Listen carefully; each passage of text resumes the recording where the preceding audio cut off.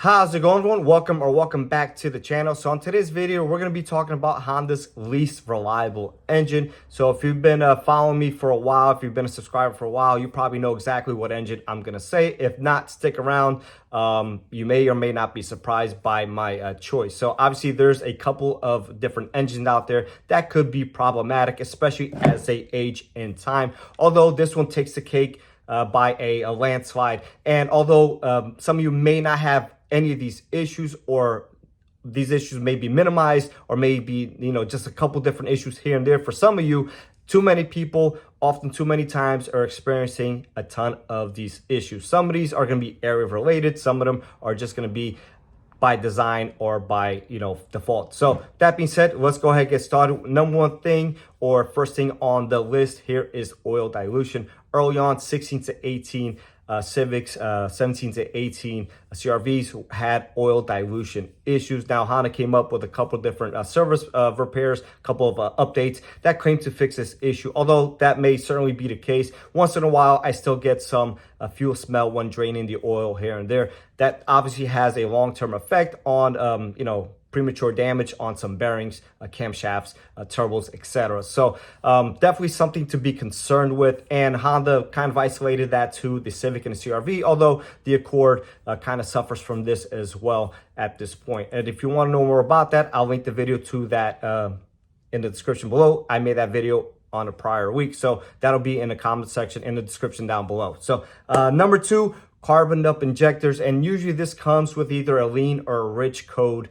Sometimes a cylinder variation code, depends really on the situation. Sometimes the misfire codes, but anyways, carbon up injectors, we're doing on these all the time. They're on back order up to a certain point. I think they've recently released them. So obviously an issue. They are covered up to a certain mileage, but at some point they are no longer covered and would be your responsibility, and you would have to replace those coming out of pocket. So we're probably doing a handful of sets a week, maybe 5-6 sets a week. Sometimes we do 2 or 3 days. It really depends, but again, way too many a week. So this one is probably cold weather and city related, and this is rodent damage. They love to pick on cylinder number 4 coil and the CMP sensor on the intake side. I don't know why, but they love those two connectors for whatever reason. So not a big deal. Although even if the car is brand new, sometimes we have people buying a car, the very next day they're there with some rodent damage. And typically, again, it seems to be city environment, people that park next to dumpsters and whatnot, and rodents are chewing these wires. They are soy based,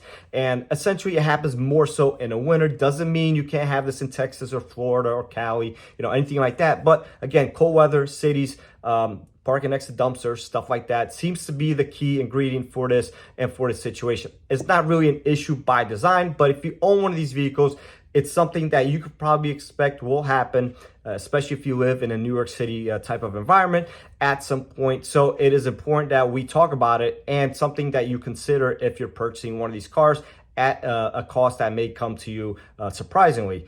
So there is some rodent tape. There's some stuff you could do for that. So that's something that can work, although it shouldn't be something you have to do, for that, especially on a brand new car. But it does happen, so it is worth mentioning. So AC compressors, we have seals failing on them all the time. And Honda initially claimed that some oil leak from the front seal was normal. And that's just ludicrous, because I've never heard of that any time in my life. I'm working on cars probably for like 20 years now, 20 plus years, and I never heard that. Eventually they came out with the bulletin, surprise, surprise, right? And it's something, again, covered up to X mileage, X years, but eventually when these cars are out of warranty, maybe people don't know, they assume they're out of warranty, they don't know there's an extension or whatnot, and get the compressor replaced elsewhere and have to pay out of pocket. So something that we see way too often, and it just happens. And it is attached to the 1.5T, so it's not really engine related, although it's attached to the 1.5T. So again, it's worth including in this video. So head gaskets. If you've been following me, if you're watching my channel, you know that we are doing way too many head gaskets. And I know there's some non-believers out there, and that's fine. Not all these cars are going to fail head gaskets. Seems to be primarily Accords 1.5T, although way too many of them are failing. And some of you have 200,000-300,000 miles. That's great. Chances are most people are going to be affected by this at some point, one point or another. And way too many people are getting head gasket failures at 30, 40, 60,000 miles, which is way too early. Now, I've done more head gaskets on these 1.5Ts than any other Honda engine combined since I started with Honda in 2008. So obviously this has been an issue for the last 2-3 years. I've probably done, I don't know, maybe 50 by now in the shop. We're probably way past over 100 at this point. And again, more head gaskets than all the other engines combined. And at some point, most of them that we're doing are still covered by Honda because people either have normal warranty or purchased Honda Care, which again is a great idea.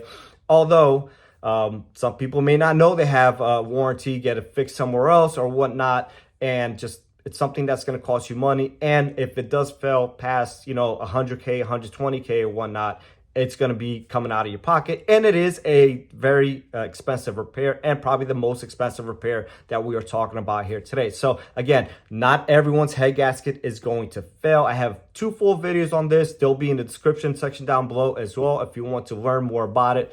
I've touched on this multiple times, so I'm not going to get it too crazy into depth. But again, happening. Very costly, very expensive. So it's worth mentioning if you're considering one of these vehicles with these engines in there. And then last but not least, blown turbos. This typically does happen at a higher mileage. So we've seen mostly Accords, some CRVs, some Civics, and they'll throw a low boost code, I believe is the code.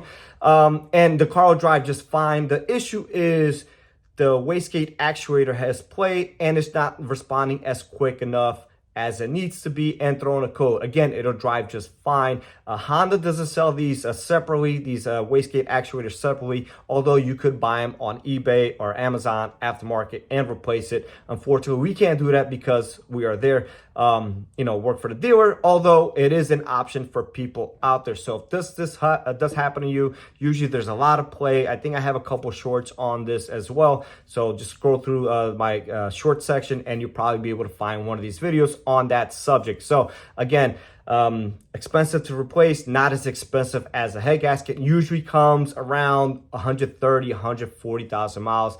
Again, not everyone's turbo is going to have this issue. The turbo itself seems to be okay. We've had some turbo wheels here and there, some shaft play here and there. Usually that's contributed to or tied to poor maintenance. But this issue that I'm talking about is just play in the wastegate and causing this code. Again, the car does drive fine, but it's something that you may want to consider if purchasing one of these cars. Again, I'm gonna say Honda Care, Acura Care is a must on any new vehicle, any manufacturer. Get their warranty. It's definitely a must-have in my opinion. If there's one major failure, it'll pay for itself just in that one shot 9 out of 10 times. So great idea to have. That being said, I'm gonna wrap this video up and I'll catch everyone on the next one.